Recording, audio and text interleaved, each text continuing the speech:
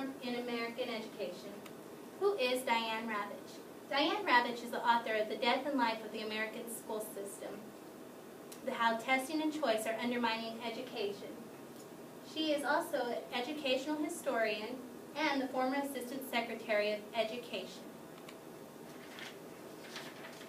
Ravitch's journey begins in 1991 when she began working with a group of individuals to create a set of voluntary national standards in English language arts, history, civics, economics, physical education, the arts, science, and geography.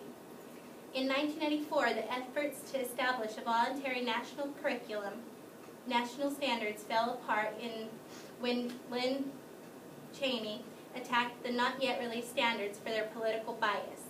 This caused an uproar throughout the nation. Therefore, when President Bill Clinton took office in 1994, he abandoned the national standards because he did not commission them. So the Clinton administration was writing their own legislation to promote standards and accountability. They called this the Goals 2000 program, and it was a law that said each state should write its own standards, pick its own test, and be accountable for achievement. So after Bill Clinton took office and the Goals 2000 program was implemented, when George W. Bush came into office, he kept what Bill Clinton had originally done with the Goals 2000, but what he did, he implemented No Child Left Behind. Both political parties, Republican and Democrats, were for No Child Left Behind. In this act, it believed that every child would be passing proficient in math and English by 2014 and if they weren't, the schools would be subject to consequence. So school reform. During Ravitch's 40-plus years of experience, before Nickleby was even implemented, she was able to see different cities, different districts throughout the state implement school reform.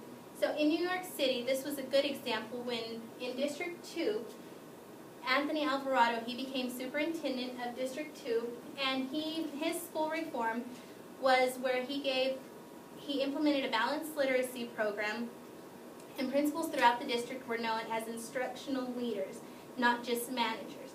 A large focus for student achievement was on professional development for teachers and collaboration amongst teachers.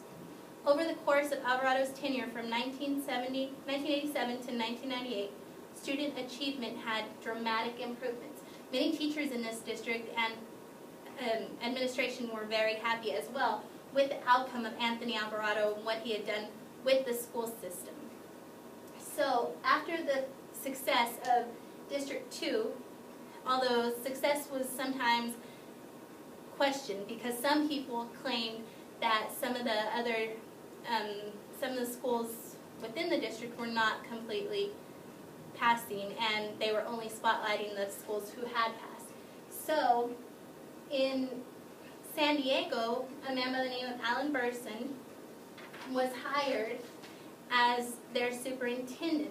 When Burson was hired, he went and talked with Anthony Alvarado, who was the former superintendent, and he wanted to do what he needed to make San Diego a better urban school district. Although there was nothing wrong with it, in the eyes of a lot of the people, they wanted to do what New York City had done.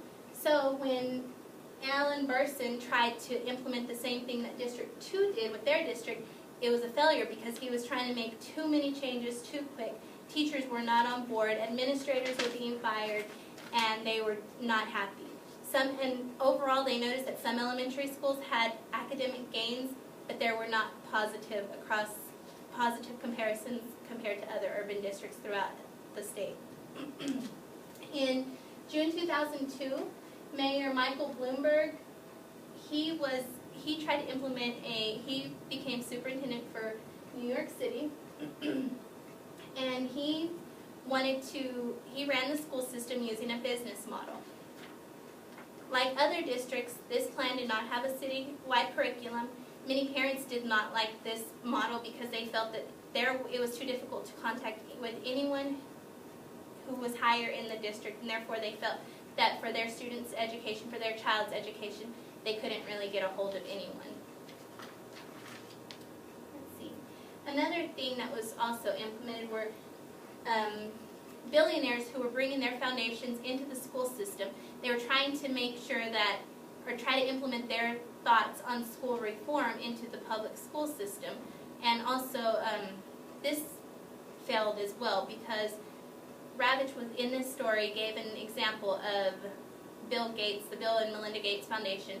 They said that by creating a bunch of, from moving large high schools and splitting them up into smaller high schools, that they would be more successful. After all of the money was spent, after high schools were, large high schools were made smaller, it proved to not be successful as well. So, bringing, with all these different styles of reform, nothing has seemed to completely be the surefire way to make sure schools succeed. So, charter schools and public schools were also a big topic in this book, because when charter schools were first created, they weren't created to be in competition with public schools.